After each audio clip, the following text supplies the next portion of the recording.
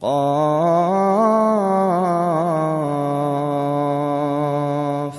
والقرآن المجيد بل عجبوا أن جاءهم منذر منهم فقال الكافرون هذا شيء عجيب أإذا متنا وكنا ترابا ذلك رجع بعيد قد علمنا ما تنقص الأرض منهم وعندنا كتاب حفيظ بل كذبوا بالحق لما جاءهم فهم في أمر مريج أفلم ينظروا إلى السماء فوقهم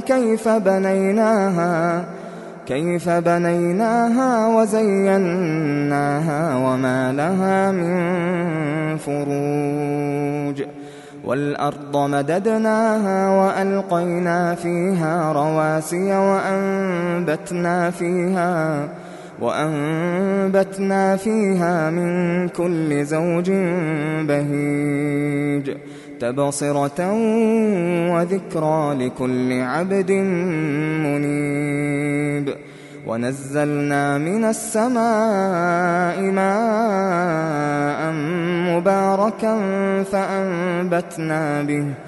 فأنبتنا به جنات وحب الحصيد والنخل باسقات لها طلع نضيد رزقا للعباد وأحيينا به بلدة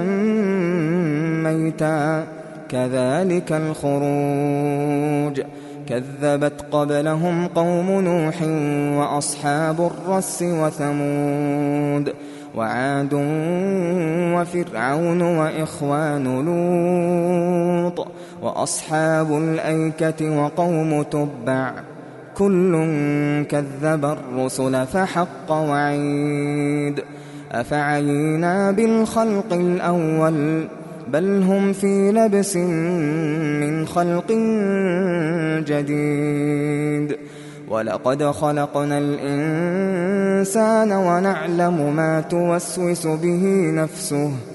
ونحن أقرب إليه من حبل الوريد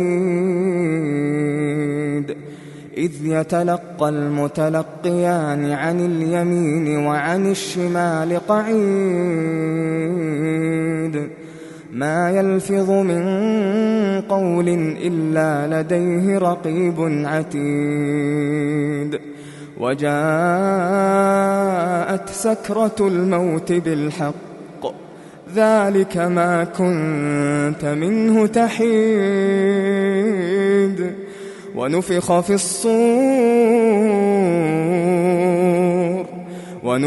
الصور ذلك يوم الوعيد وجاءت كل نفس معها سائق وشهيد لقد كنت في غفلة من هذا فكشفنا عنك غطاءك فبصرك اليوم حديد وقال قرينه هذا ما لدي عتيد ألقيا في جهنم كل كفار عنيد مناع للخير معتد مريب الذي جعل مع الله إلها آخر فألقياه في العذاب الشديد قال قرينه ربنا ما أطغيته ولكن كان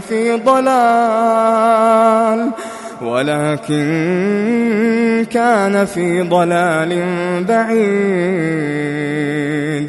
قال لا تختصموا لدي وقد قدمت إليكم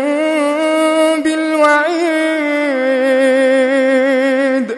ما يبدل القول لدي وما أنا بظلام للعبيد يوم نقول لجهنم هل امتلأت وتقول هل من مزيد وأزلفت الجنة للمتقين غير بعيد هذا ما توعدون لكل أواب حفيظ من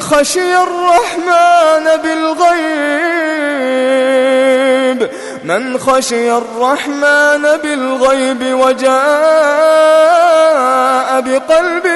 منيب ادخلوها بسلام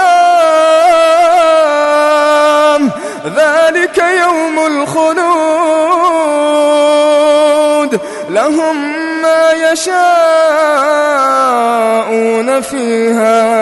لهم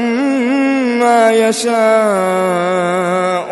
فيها ولدينا مزيد وكم أهلكنا قبلهم من قرن هم أشد منهم بطشا فنقبوا في البلاد هل من محيص إن في ذلك لذكرى لمن كان له قلب أو ألقى السمع وهو شهيد ولقد خلقنا السماوات والأرض وما بينهما في 6 أيام